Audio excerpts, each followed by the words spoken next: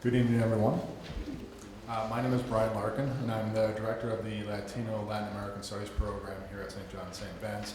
I'd like to welcome all of you to our last lecture of this semester's series on Francis I, Latin American Pope. Before I talk a little bit about this series and before our speakers introduced, since it is time for registration, and this is a Latino Latin American Studies event, I wanted to point out that if you're still looking for classes, there are Latino Latin American Studies classes that you can take. Latino Latin American Studies is an interdisciplinary minor, and we offer a number of courses each semester from a number of different disciplines. So for next fall, if you are looking for classes, we have a couple of courses that you can take in history. One is on pre-Columbian and colonial Latin America at the lower division level. Another one is on Mexico during the colonial period. Within Hispanic Studies, there are two classes offered as well, one on Latin American culture, and the other is a study of the literature of the conquest and the colonial period in Latin America. And the last course that's being offered in the fall semester is a political science course on Latin American politics. If you're interested in Latino Latin American Studies or pursuing a minor or interested in classes, I have set out some flyers over there that have a list of courses for next semester, and also a little bit of information about the Latino Latin American Studies minor.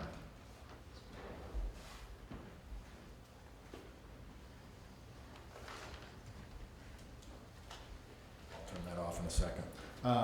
So tonight, as I said, is the last of our 3 lectures on Francis I, Latin American Pope. Our first lecture was by Dr. Erica Helgen, and she provided the recent Latin American political and religious history and social history that placed Francis in his historical context. Our second lecture was by Dr. Nora Taylor, and she examined Francis's complex relationship with liberation theology.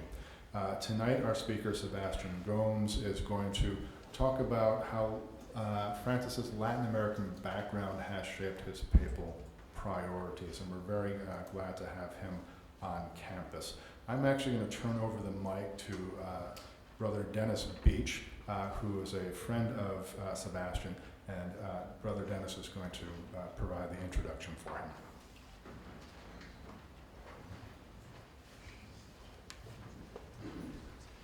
Right before I do the introduction, I'm going to add one more course that will be offered next year, not a full fall course, but next May, Gary Prevost has been leading a study abroad trip, 1 credit May term trip to Cuba, and I've been selected to lead that trip next spring. So if you're somebody looking for another study abroad opportunity, that will be coming along.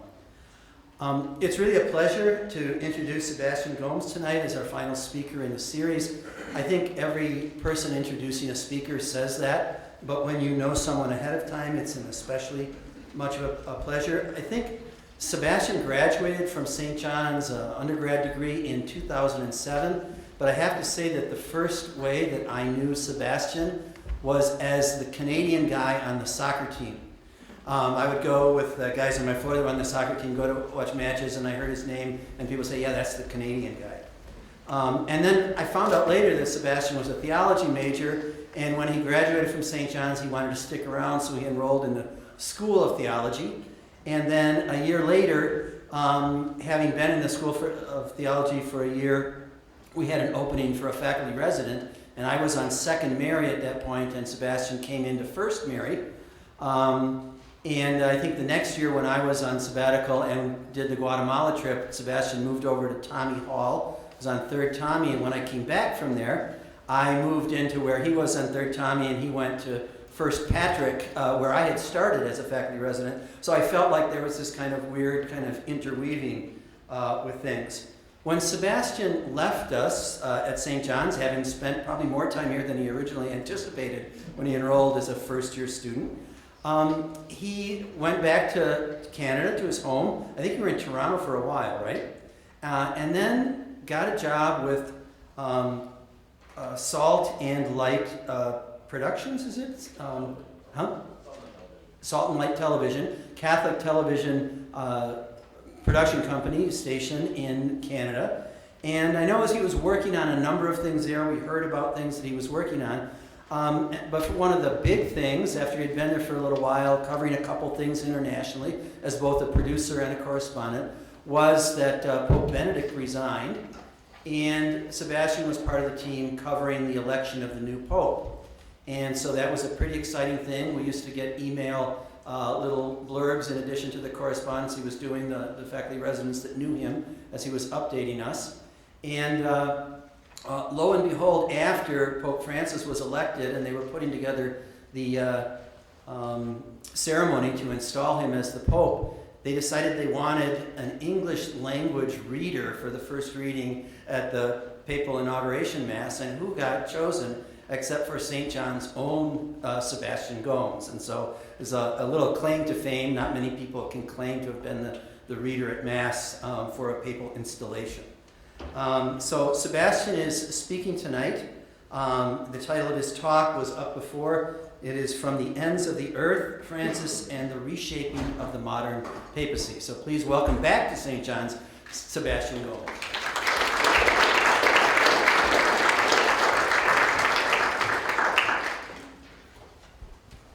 Good evening, everyone. It's so good to be back here.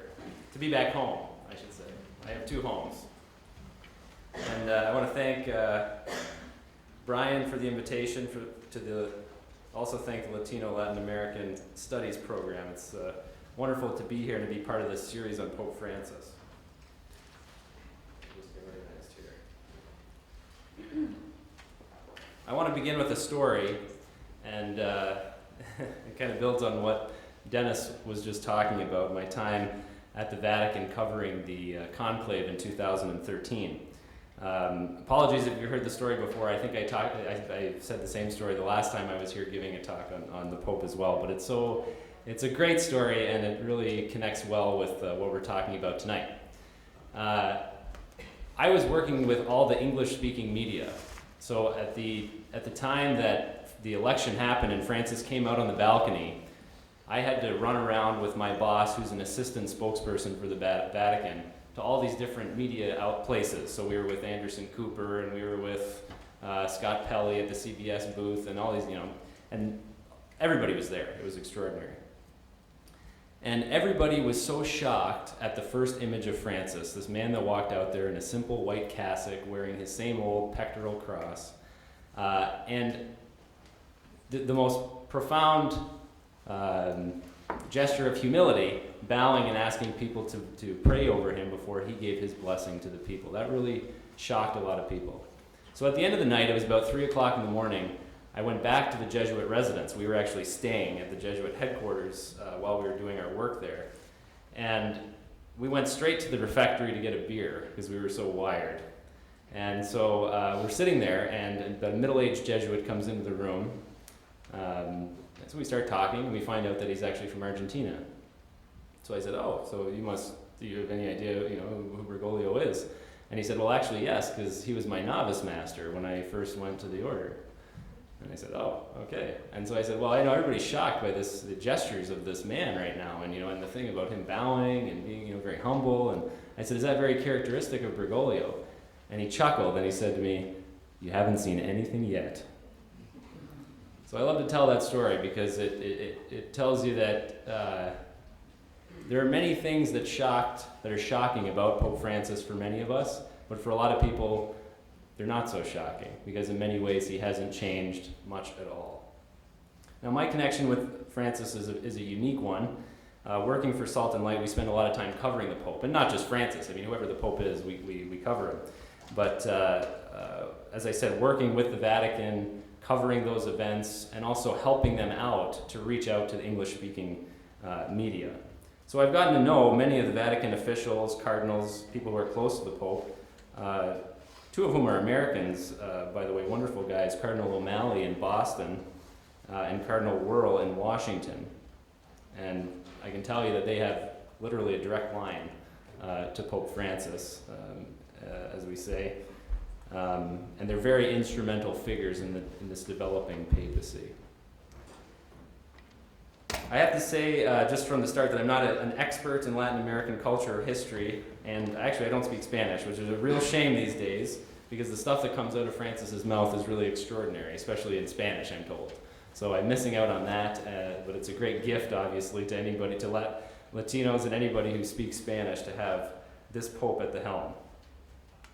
So I'm approaching what's happening from a journalistic perspective, except I'm not really a journalist by training. I'm a theologian, which means I can't just give you the facts. I must interpret them as well.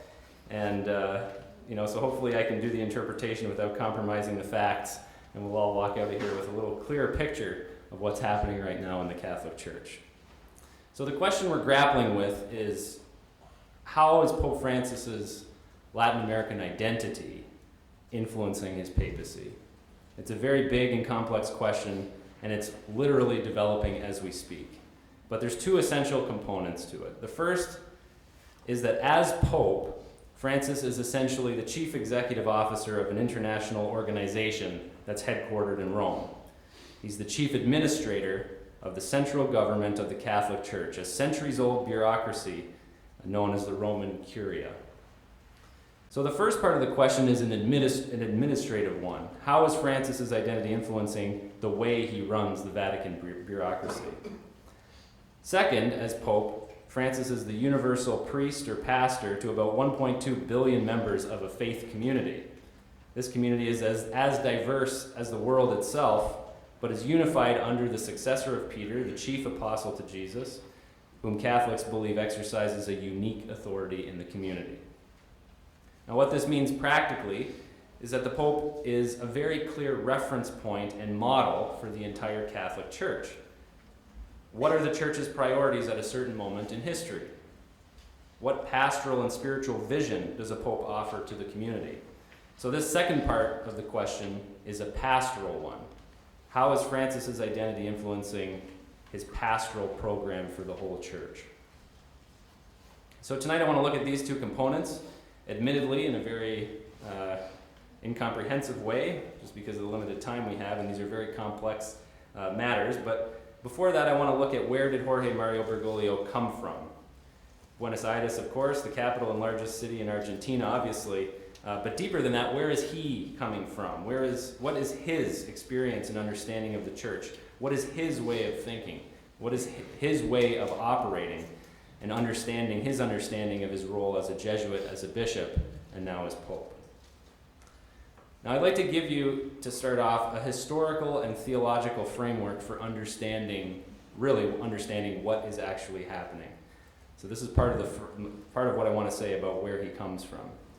When we were making our documentary called The Francis Effect, I was the producer, writer, and director of a movie that we made on Francis's first year as Pope. We asked this same question. And we chose to begin the film not with a biography of Jorge Bergoglio, but with a broader historical and theological framework. And that framework was articulated very convincingly in 1979 by a German theologian and a Jesuit, incidentally, named Karl Rahner. He was one of the great Catholic theologians of the 20th century, and he participated in and profoundly influenced the Second Vatican Council in the 1960s. That council, which is known as Vatican II, was an extraordinary event, a watershed moment for the Catholic Church, and is still the point of reference for Catholic identity and mission in the world today. It was the first truly universal council, with bishops from literally all over the world, and it moved the Church away from a kind of fortress mentality, isolated from the world, to one of encounter and dialogue with the world. Now, Rahner wrote a short essay in Munich in 1979 interpreting the fundamental significance of the Council for the Catholic Church. And his thesis was this, quote, "The Second Vatican Council is the Church's first official self-actualization as a world church." Rahner believed that a qualitative leap had taken place. Historically speaking, he described that leap as follows, and this is how we begin the film. There are three great epochs in church history, of which the third has only just begun and made itself officially observable at Vatican II. First, there was the short period of Jewish Christianity, the first few centuries of Christianity. Second, the period of the church in a distinct cultural region, namely that of Hellenism and of European culture and civilization. And third, the period in which the sphere of the church's life is in fact the entire world. Vatican II officially gave birth to a world church. Rahner admitted that he didn't know how it would develop or what the dynamic would be between the old European church and the new church of the global south in particular. But he knew the encounter between the two would force the church to wrestle with the question of its proclamation, that is, its central message. What is it all about? And here he believed the experience of the council, where you already had this encounter of cultures, between cultures and languages in the 2,600 bishops who were present, that will provide some guidance. And the council dealt with that, this modern phenomenon of diversity by saying we need to go back to the fundamental substance of the Christian message in order to try to formulate what Rahner called a new expression of the whole content of the faith, one that considers the particular historical and cultural situations of people today. So I hope we can begin to see the significance of this framework for what we're talking about here tonight, because if you followed at all what Pope Francis is doing and what he is saying, you'll see the beginning of a concrete realization of what Rahner was arguing. And in the midst of this epochal change, Jorge Mario Bergoglio was born on December 17, 1936, in Buenos Aires, Argentina, or at the ends of the earth, as he called it when he was elected in 2013. Both of his parents were lower middle class Italian immigrants to Argentina, and along with his beloved grandmother Rosa, the family retained pride in their Italian roots, not least of which was their very strong Catholic faith. His grandmother had a particularly strong impact on him. She was a natural teacher and catechist to her 5 Bergoglio grandchildren, Jorge being the eldest. She was very astute. She kept up to date on the politics of the day. She also instilled in young Jorge a strong devotion to Mary, which will not surprise any Latinos in the room, and taught him how to pray. They developed a close relationship to the point that she became a trusted confidant through his adolescence, through his priestly formation. Now Pope Francis, he said last year that he still keeps the letter she wrote to him on the day of his ordination in his breviary. It's no wonder that he speaks so often and positively now about the role of grandparents in the family, and also of the grave danger of marginalizing them as they get older, a symptom of what he calls a throwaway culture. The result of Bergoglio's solid childhood formation was an easily detectable and mature faith as a young adult. He felt drawn to the priesthood in his early adolescent years and felt a definitive calling one day during confession at the age of 17. He was always a good student and a hard worker, quiet but social, and very astute. He was impressed by the intellectual and spiritual tradition of the Society of Jesus, the Jesuits, as well as their missionary impulse and proximity to the poor, and so he joined the religious order in 1958. In the 19th and 20th centuries, Argentina was a kind of in-between country. It was both Latin American and European, due in large part to immigration and trade. It was culturally and religiously Catholic for the most part. Buenos Aires itself, a cultural center, came to be known as the Paris of South America.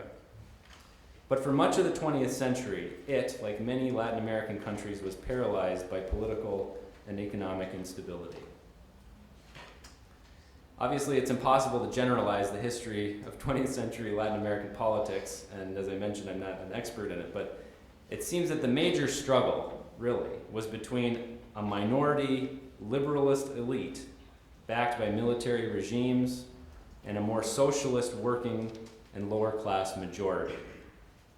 When elements within the latter group turned to Marxism and revolution, right-wing dictatorships mobilized to suppress them.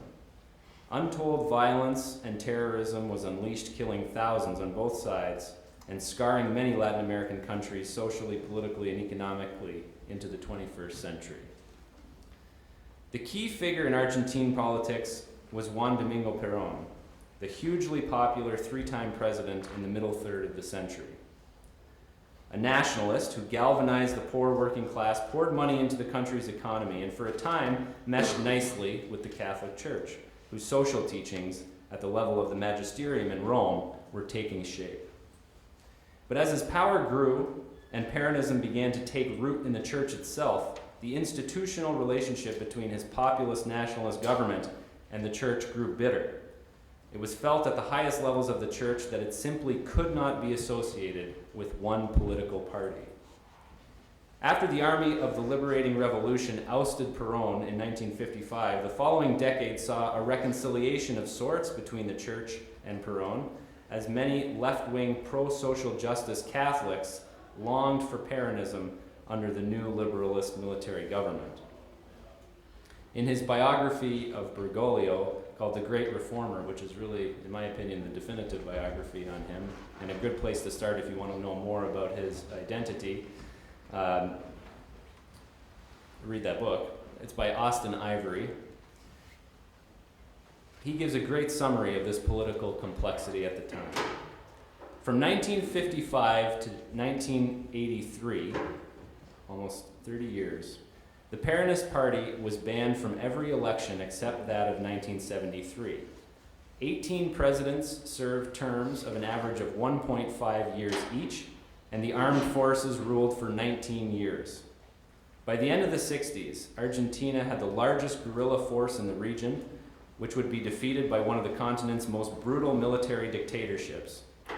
To explain why Argentina became the most unstable country in the Western Hemisphere, the account must always begin in the 1950s, when Catholicism and Peronism faced each other down, and the army tried to take the country back to the days before Perón ever appeared. From the 1950s to the 1970s, Argentina was paralyzed by a political paradox that is hard for foreigners to grasp. The anti-liberals, that is the nationalists, the Peronists, were popular and came to power by winning elections, while the liberals, that is the Democrats and the pluralists, used dictatorship to keep the Peronists out of power. So where is Jorge Bergoglio in all of this? Ivory claims that he was never active in any political party as a young man, and after he joined the Jesuits, he didn't even vote. But he always had, and this is a quote, a natural affinity with the cultural and political tradition represented in Peronism. Complicating things was the fact that neither of the two dominant political ideologies, liberalism and Peronism, were homogeneous. Each had internal groups that clashed over political doctrines. Catholics at all levels, among the people and among the hierarchy, were associated publicly or privately with each of these groups. In Bergoglio's own Jesuit community, political lines formed between a growing number of Marxist and even revolutionary Peronists and traditional Orthodox, nonviolent Peronists. It seems that Bergoglio, who by 1971 was already at a young age a novice master, vice rector, and a professor at the Jesuit Colegio Maximo in Buenos Aires, leaned towards the latter group. Julio Barbaro, a traditional Peronist at the time, said of Bergoglio that his faith always went ahead of his politics, and what mattered to him was not ideology, but witness. If you were a Peronist, said Barbaro, Bergoglio supported you. He gave you catechesis and sought to deepen your faith, but it wasn't a political involvement as such. He was a priest who happened to be a Peronist rather than a Peronist priest. The most controversial political question surrounding Jorge Bergoglio focuses on his role in Argentina's infamous Dirty War from 1976 to 1983. Bergoglio had been appointed provincial of the Jesuits, that's the head of the Jesuit community in Argentina, at a very young age, only 36 years old. It was a tense period for the country and for the church. The right-wing government death squads killed about 7,200 people in those years by kidnapping them to secret military camps, torturing them for information, and killing them without a trace. About half of those killed were left-wing guerrillas, but many were civilians and young people, some of whose whereabouts remain unknown. They're known as the disappeared. There's been criticism of Bergoglio since the end of the Dirty War that he did not speak out enough against the military regime. And those questions were front and center immediately after his election in 2013. Ivory presents the most balanced and in-depth reconstruction of this period and concludes that Bergoglio, who by the way as provincial was not some great prominent church leader, background music? So Bergoglio wasn't a great, prominent leader at the time, actually did everything he could quietly to save as many people as possible, using his relationships with people on both the left and the right. There's actually a book written by an Italian journalist named Nello Scavo called Bergoglio's List.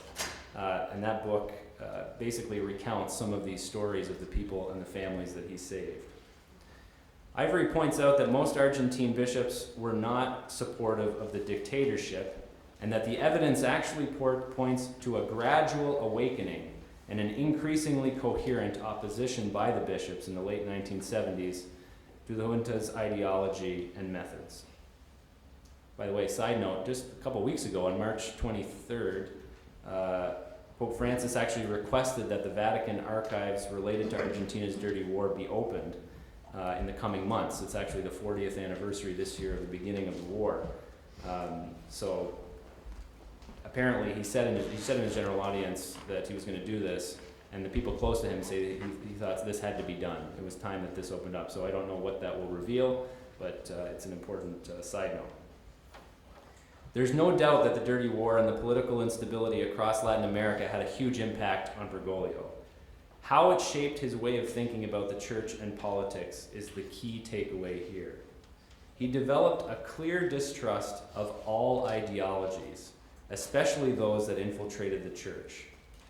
Whether it was an ideology formulated around a critique of Marxism that led some Catholics and priests to support the dictatorship, or an ideology formulated around the concept of liberation of the poor that in some instances led to armed resistance and even revolution, the association of the gospel with one particular political movement was categorically unacceptable to Jorge Bergoglio. As Ivory says of Francis's developing theology, whether in liberalism, Marxism, or clericalism, an elite attempt to arrogate the power to determine how the people should think or act was a denial of the prophetic charism that a Christian people has by virtue of their belonging to Christ. Bergoglio found in the various political ideologies in Latin America at the time an elitism that removed the basic tenet of love and closeness to the poor from the heart of the Christian proclamation. As a priest, he could not accept this. This fundamental distrust of everything ideological would continue to shape his thinking even into his papacy. From his scathing critiques of the trickle-down global economic system to a theoretical theology of the poor prominent in academia that is removed from the very people they seek to liberate, he has been utterly consistent since the 1970s in his denunciation of ideologies. In his programmatic exhortation, Evangelii Gaudium, or The Joy of the Gospel, published in November 2013, Pope Francis wrote this: "The poor person, when loved, is esteemed as of great value, and this is what makes the authentic option for the poor differ from any other ideology, from any attempt to exploit the poor for one's own personal or political interest. Only on the basis of this real and sincere closeness can we properly accompany the poor on their path of liberation. Only this will ensure that in every Christian community the poor feel at home. Would not this approach be the greatest and most effective presentation of the good news of the kingdom? Without the preferential option for the poor, the proclamation of the gospel, which is itself the prime form of charity, risks being misunderstood or submerged by the ocean of words which daily engulfs us in today's society of mass communications." This statement concerning the poor, from his first official exhortation as Pope, is not a disembodied theological principle formulated in a European university, but a reflection of a seasoned pastor whose proximity to the poor has shaped his understanding of the gospel.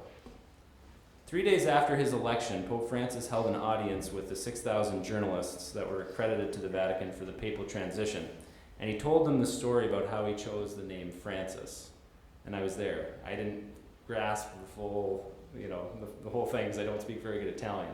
But it was a remarkable meeting. And he said this: during the election, when they were sitting in the Sistine Chapel, I was sitting next to the Archbishop Emeritus of Sao Paulo, Cardinal Claudio Humas, who's a good friend of mine. When things started to move in a dangerous direction, he comforted me. And when the votes reached the necessary 2/3, there was the usual applause because the Pope had been elected. And then the Cardinal hugged me and kissed me and said, "Don't forget the poor." And that word entered here, and he pointed at his head. He said, the poor, the poor. And immediately I thought of Francis of Assisi in relation to the poor. How I would like a church that is poor and for the poor.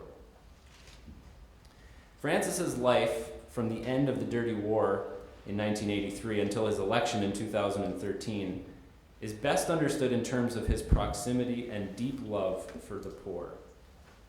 After a few years of tension in the Jesuit community in Argentina over their theology and mission, Bergoglio was appointed auxiliary, like an assistant bishop, then archbishop, at Buenos Aires, and then finally he was made a cardinal by John Paul II in 2001.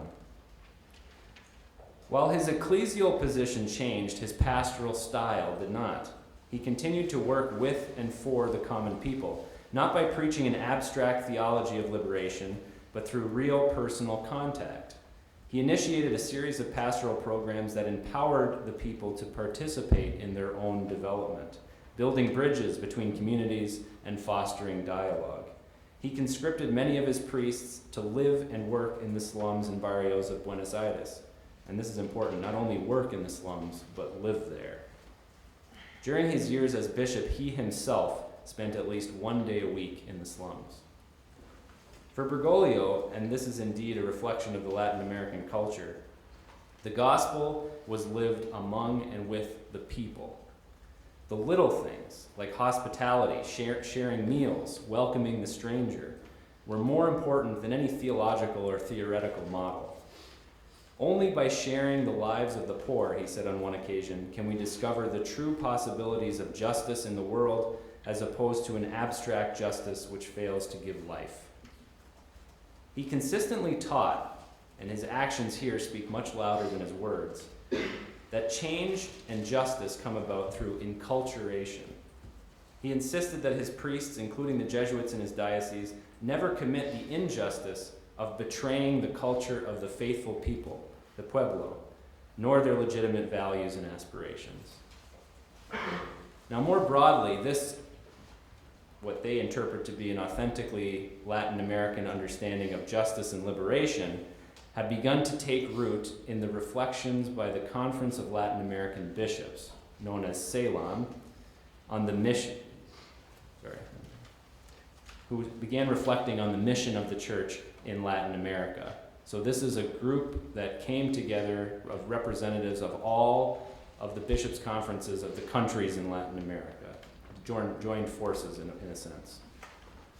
In 1968, after Vatican II, right after Vatican II, it was this organized body of the Latin American bishops gathered in Medellin, Colombia, that first articulated in an official statement a preferential option for the poor, which has since become a central pillar of official Catholic social teaching around the world. In 1979, another gathering of this body took place, this time in Puebla, Mexico, that rejected the Marxist-influenced version of liberation theology that was on the rise.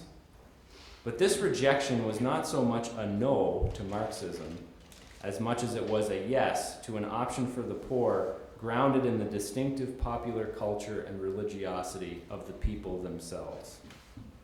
The most recent meeting of CELAM took place in Aparecida, Brazil in 2007. By this time, Cardinal Bergoglio was a widely respected and influential church leader. The bishops elected him to chair the important committee charged with drafting the final document of that meeting. It again reaffirmed a preferential option for the poor and insisted that this option permeate every structure, including government structures, and guide every pastoral priority of the Catholic Church in Latin America. I'll talk about this document a little bit more later, but it's really the mission statement of the church in Latin America for the 21st century, and is now, with the election of Francis, a guiding star for the universal church. All right. Now let's look at the two components that I mentioned at the top. First, how is Francis's identity influencing the way he runs the Vatican bureaucracy? This is the first part of our question, and I said it's an administrative one. The Vatican bureaucracy in its present form, or at least until Francis showed up, was essentially a medieval institution. The first thing to understand on this administrative front is that this was always going to be a reforming papacy. To what degree we did not know, but before the 2013 conclave, the call for reform of the Vatican bureaucracy was loud and clear, especially from the cardinals who didn't work at the Vatican, the resident bishops from the major dioceses around the world. The final stretch of Benedict XVI's pontificate was littered with administrative and financial scandals, not directly implicating him, but indicative of deep-rooted corruption, favoritism, and a complete lack of accountability and oversight. What I've come to learn through conversations with people at the Vatican and those who have covered the story closely is that Benedict was very poorly served. He was admittedly lacking in administrative skills and so relied on the people who he knew and trusted. The problem is that he wasn't a very good judge of character either. I think in hindsight, the finger here can be pointed squarely at a handful of prelates in the Pope's inner circle. Those same prelates pleaded, even begged Benedict not to resign after he informed them of his intention to do so privately in December of 2012. Evidently, they thought that such a resignation would cause chaos and confusion and nothing good would come of it. Benedict's resignation opened the door for the College of Cardinals to freely discuss these administrative problems and formulate the profile of the next pope. Whoever he was going to be given a reforming mandate. In September of 2013, we had the opportunity to interview Cardinal Oscar Rodriguez Maradiaga, who is the chairman of what's called the C9, or the Council of Nine Cardinals, representing 6 continents charged with advising the Pope on concrete bureaucratic reform. Maradiaga, who is also the Archbishop of Tegucigalpa in Honduras, a fellow Latin American, told us that Francis had invited him to lunch on the first Sunday after his election, March 17th, 2013, to inform him about this new Council of Cardinals that he wanted to set up and to ask Maradiaga to lead it. This was only 4 days after his election.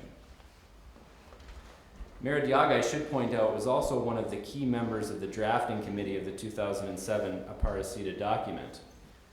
And Cardinal Francisco Javier Errázuriz, I don't know how to pronounce that, who's the Archbishop Emeritus of Santiago, Chile, is the 3rd Latin American on this C9, this Council of Nine. And in 2007, in Aparecida, he was the co-president of Ceylon.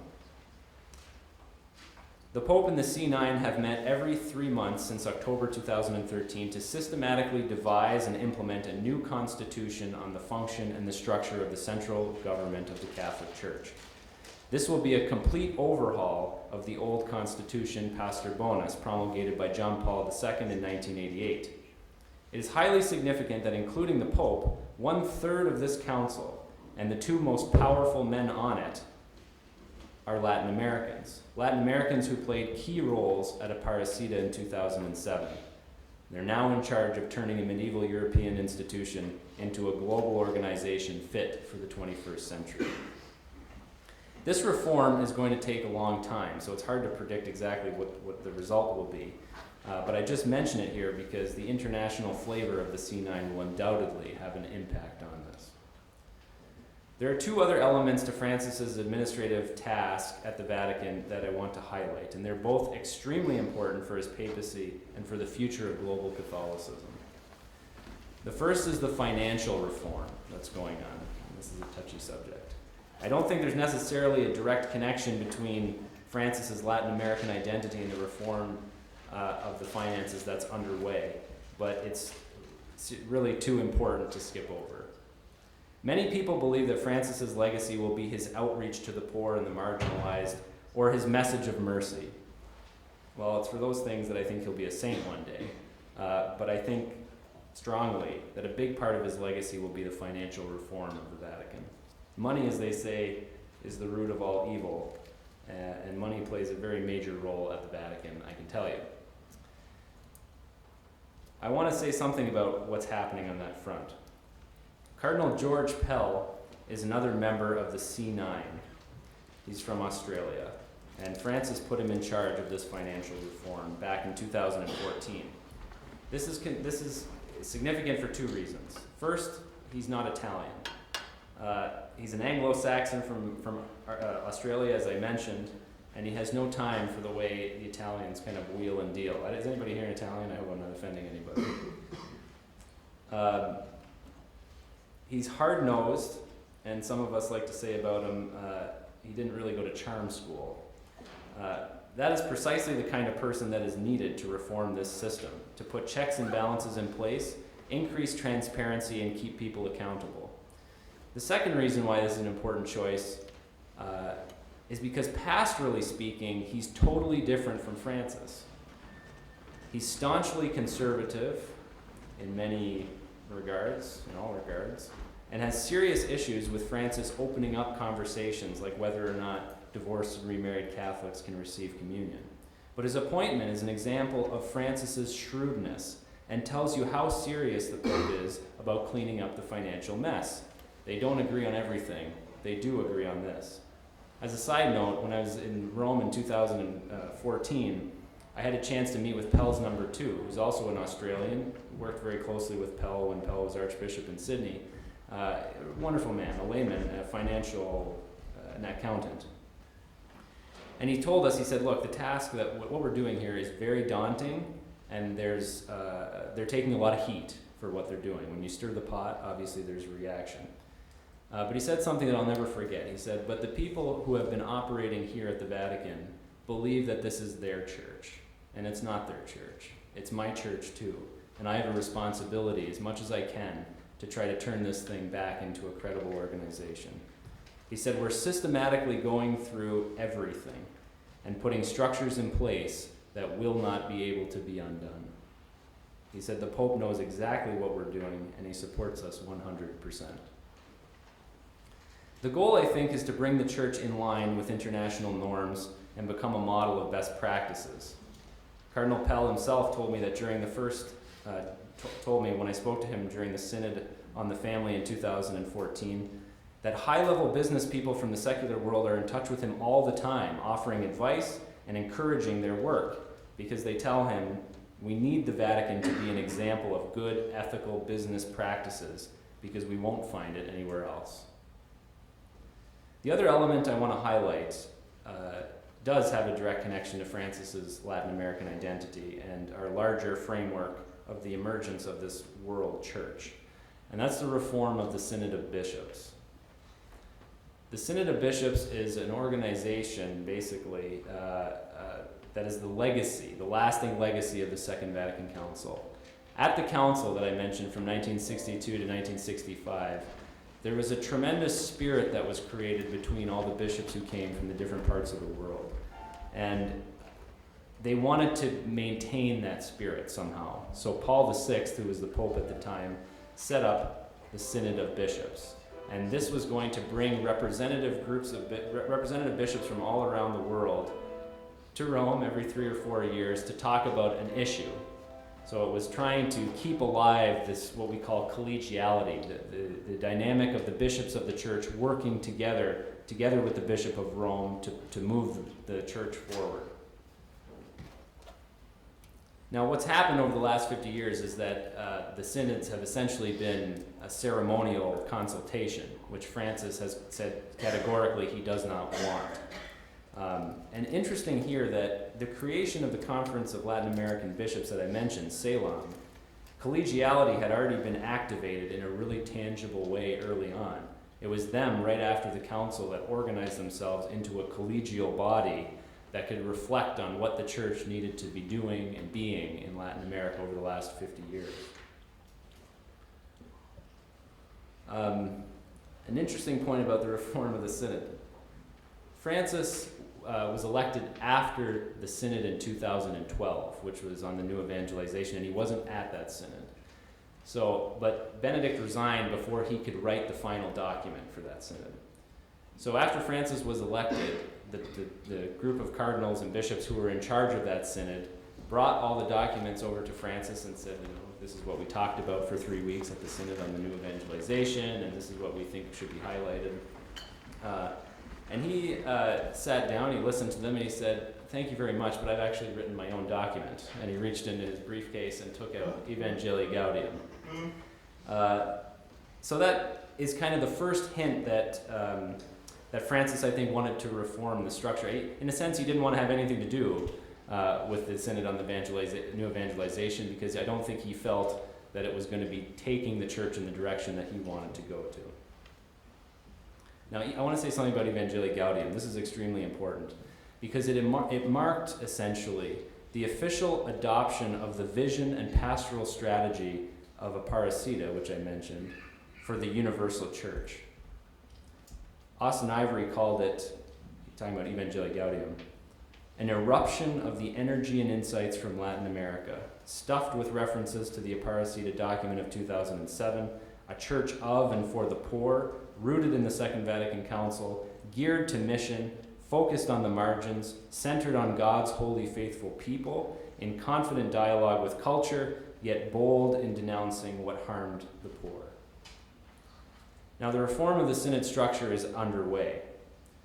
Francis has held a synod, the synod of, which was really a two-stage synod, the Synod of Bishops on the Family in 2014 and 2015 in October. And it's fascinating because notice a few things. First, a Synod of Bishops on the Family, where you're dealing with concrete situations that people are living in today. This is very typical Francis. What are the struggles and the needs of the people today? It's very practical. And the whole concept of the two-stage synod, saying it's not enough to just bring people together for 3 weeks once every 4 years to talk about something and then go home and forget that we ever talked about it. He wanted the church to be living in this discernment mode for 2 years, reflecting on what these real challenges to family life are around the world. So it was, I can tell you from in the Catholic, not everybody lives in the Catholic world the way I do now just because I follow everything in media, but in the Catholic world, this whole synod has been lingering, and people have been reflecting on it and debating it, and there's been all kinds of stuff written about it and what it means and what can we change and what can we not change as far as official teaching. But Francis wants that. He wants the church to journey through this process and to let the Holy Spirit inspire a way forward.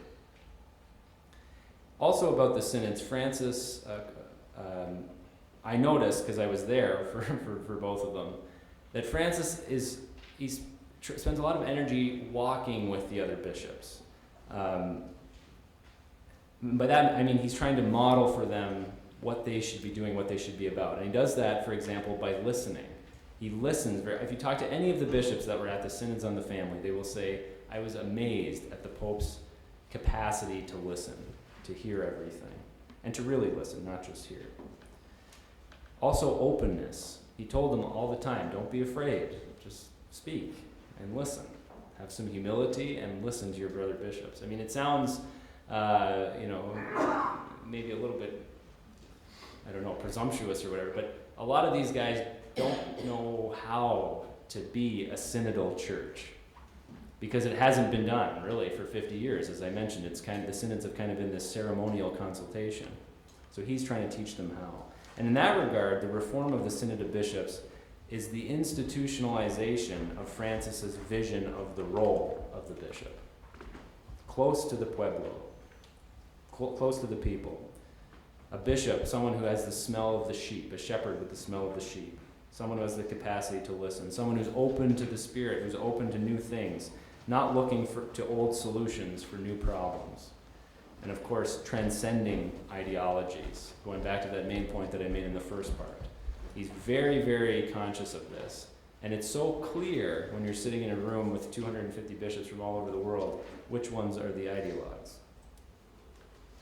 Some of the Pope's strongest words indicating the direction he wishes to take the church came at the conclusion of the second part of the Synod on the Family in October last year. They reveal a keen awareness of that broader framework articulated by Karl Rahner about the future of the church's proclamation in a diverse cultural expressions. Quote, apart from the dogmatic questions that are clearly defined by the church's magisterium, we have seen at this synod that what seems normal for a bishop on one continent is considered strange and almost scandalous for a bishop on another. What is considered a violation of a right in one society is an evident and inviolable rule in another. What for some is freedom of conscience is for others simply confusion. Cultures are in fact quite diverse, and each general principle needs to be enculturated if it is to be respected and applied. Francis' reform of the Synod of Bishops is about fostering an effective communal discernment, capable of addressing the various concrete pastoral challenges facing Catholics today, and finding what Rahner called a new expression of the whole content of the faith that brings the church another step closer to its realization as a world church. Francis knows that this process must start with the church's pastors, that is, the bishops. And here I want to transition to the second part of our main question, the pastoral question. How is Francis's identity influencing his pastoral program for the whole church? His starting point, I mentioned it a few times, is the Aparecida document. Francis's first programmatic address as Pope was directed not to the Curia at the Vatican, but to the current leaders of Ceylon on his first international voyage to Brazil for World Youth Day in 2013. On July 28th, he interpreted for them the Aparecida document, which he helped write. That meeting in 2007, he said, took place in a context of prayer and the life of faith, and gave rise to a desire for a new Pentecost for the church and the commitment to undertake a continental mission. Aparecida argued that the future of the church in Latin America depended on creating missionary disciples, empowered Christians who grasp and live the fundamentals of the faith, always with a gaze towards the periphery, towards those on the margins who Jesus taught us is at the heart of the gospel. Not surprisingly, he strongly denounced the temptation in Latin America to turn the gospel message into an ideology. This was, as I said, his first programmatic address as Pope. A few months later, he released Evangelii Gaudium, which Austin Ivory points out, as I mentioned, is stuffed with references to Aparecida. And with that, the essential vision and pastoral strategy of Aparecida was officially adopted as the blueprint for the universal church. For example, in paragraph 27 of Evangelii Gaudium, he writes, I, the Pope, dream of a missionary option, that is, a missionary impulse, capable of transforming everything, so that the church's customs, ways of doing things, times and schedules, language and structures can be suitably channeled for the evangelization of today's world rather than for her self-preservation. And he continues, here I repeat for the entire church what I have often said to the priests and laity of Buenos Aires. I prefer a church which is bruised, hurting, and dirty because it has been out on the streets, rather than a church which is unhealthy from being confined and from clinging to its own security. I do not want a church concerned with being at the center, and which then ends up being caught up in a web of obsessions and procedures. If something should rightly disturb us and trouble our consciences, it is the fact that so many of our brothers and sisters are living without the strength, light, and consolation born of friendship with Jesus Christ, without a community of faith to support them, without meaning and a goal in life. More than by fear of going astray, my hope is that we will be moved by the fear of remaining shut up within structures which give us a false sense of security, within rules which make us harsh judges, within habits which make us feel safe, while at our door people are starving, and Jesus is not tired of saying to us, give them something to eat. The papacy of Pope Francis represents a remarkable and sudden shift in the modern history of Catholicism. On the night he was elected, Pope Francis appeared on the balcony of St. Peter's Basilica, dressed in his new, simple white cassock and his old pectoral cross from his years as Bishop of Buenos Aires, and greeted the world. You know that it was the duty of the conclave to give Rome a bishop, he said, and it seems that my brother cardinals have gone to the ends of the earth to get one. But here we are.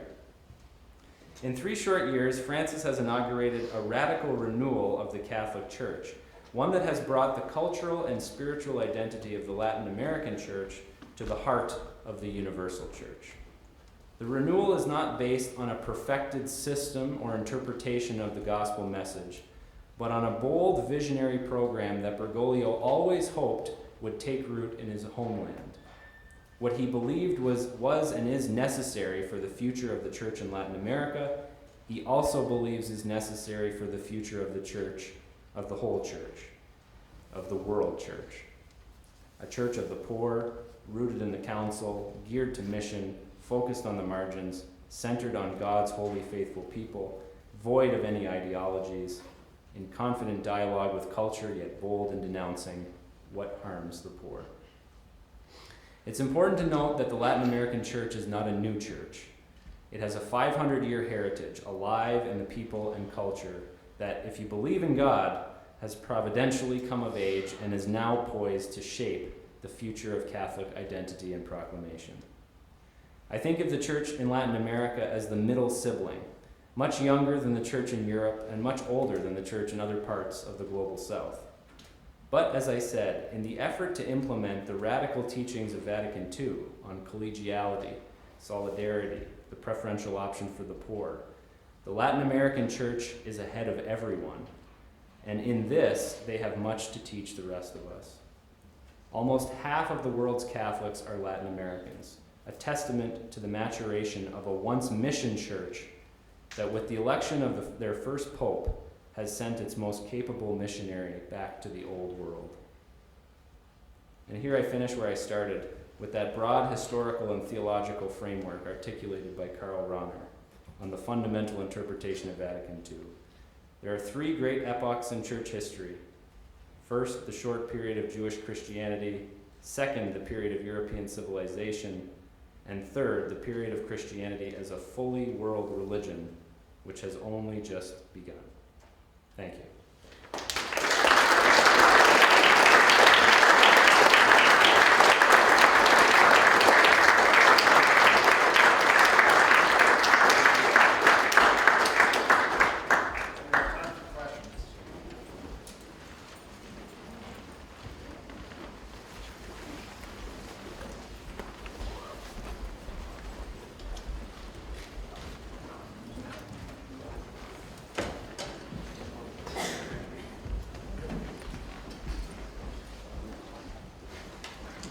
I have a couple of appendices that I sort of added to my talk. I didn't know if we were going to have time to get to them. But I just want to share them because it's unique information that you're not going to get anywhere else. I wanted to speculate a little bit about what happens now. Francis is elected, and we have him for God knows how long, hopefully another 10 years. What happens after Francis goes? This is a really important question because in 2013, when Benedict resigned, he left the conversation open. He just said that I, physically, mentally, cannot do this anymore. He didn't say what direction they needed to go. So the conversation was open, and the cardinals decided they needed a pastor, they needed a good administrator, and they elected Francis. They might have some buyer's remorse now, some of them, but they elected Francis, and most of them are very happy. Francis has now given a very clear direction to the church. So the next pope has one of 2 decisions. You either continue down the path that Francis is charting, which is, as I'm trying to say here, essentially the vision for what the bishops believed and he believed Latin America needed, which I also think is providentially is appropriate for the universal church, or you don't.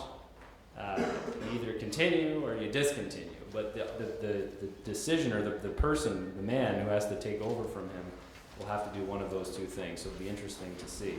And I just want to, I like speculating about who it might be.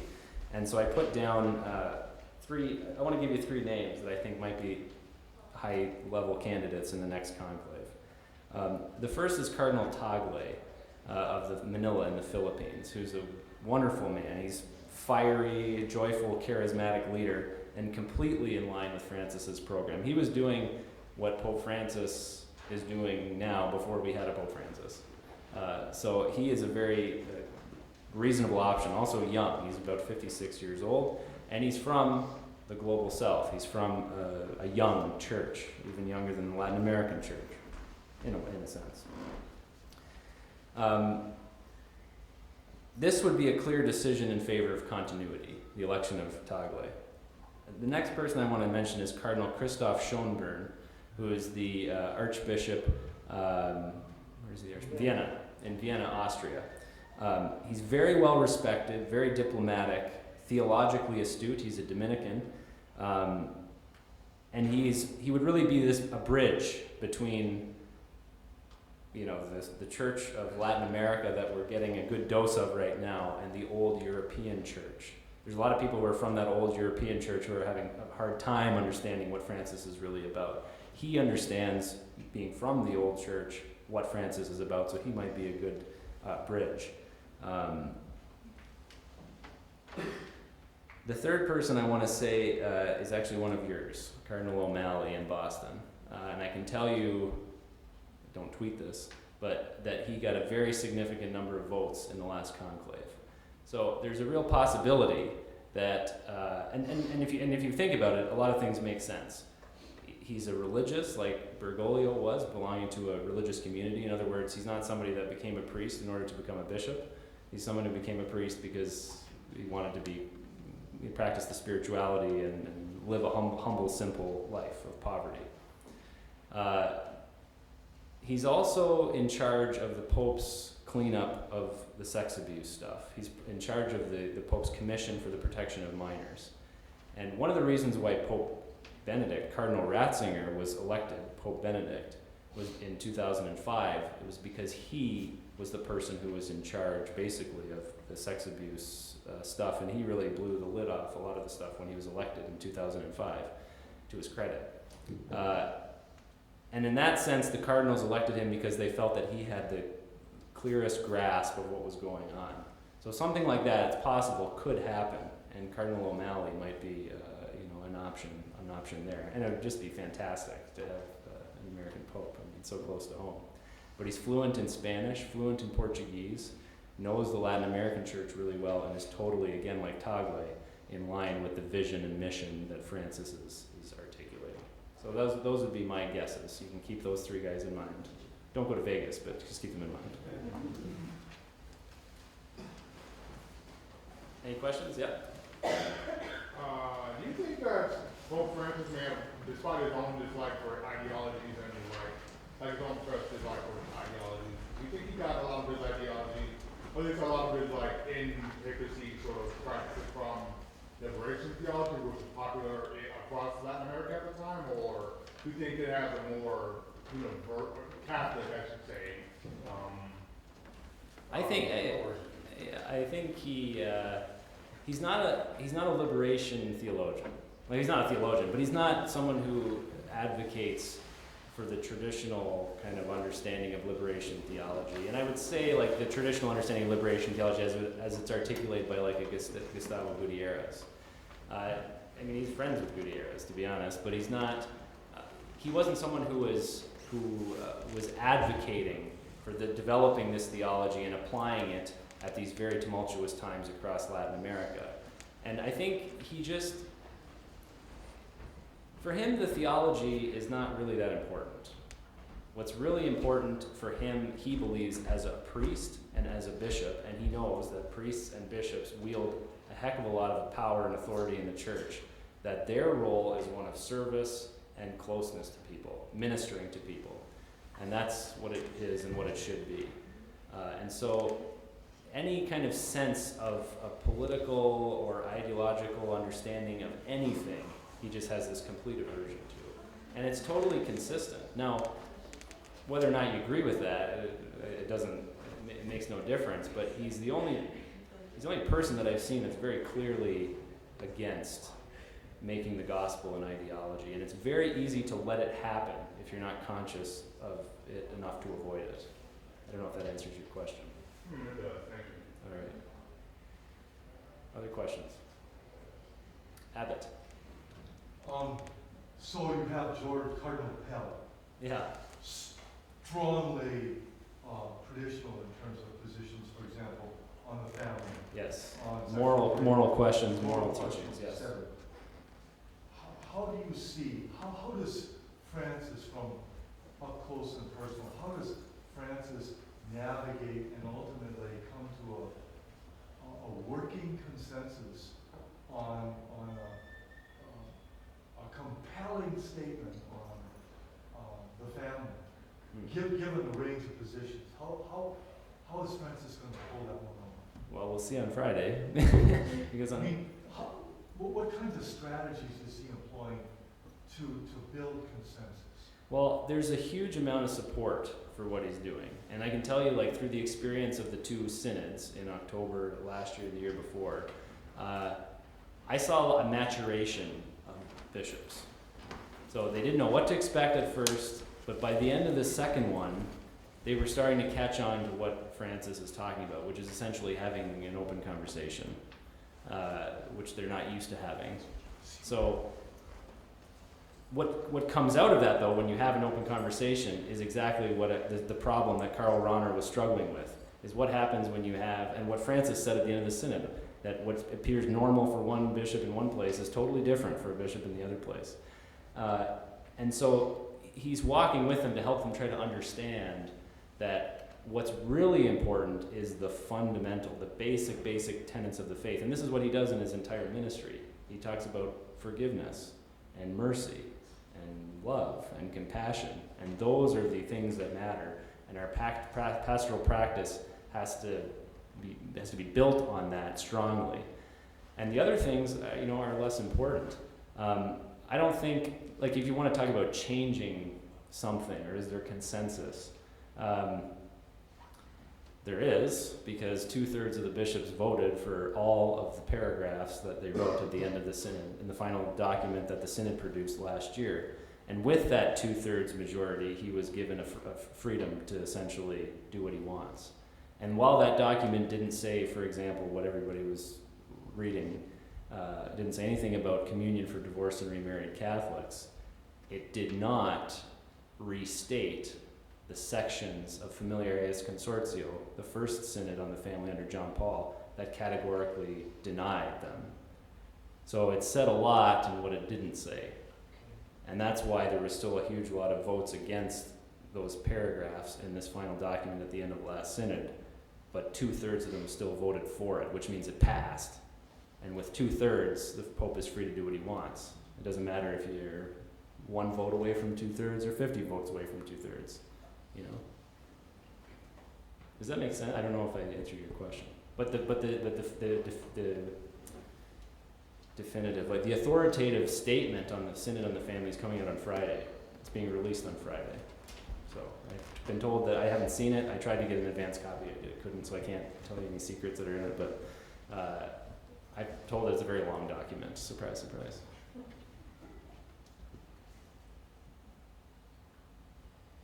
Any other questions? All right, thank you. Okay, thank you very much for coming.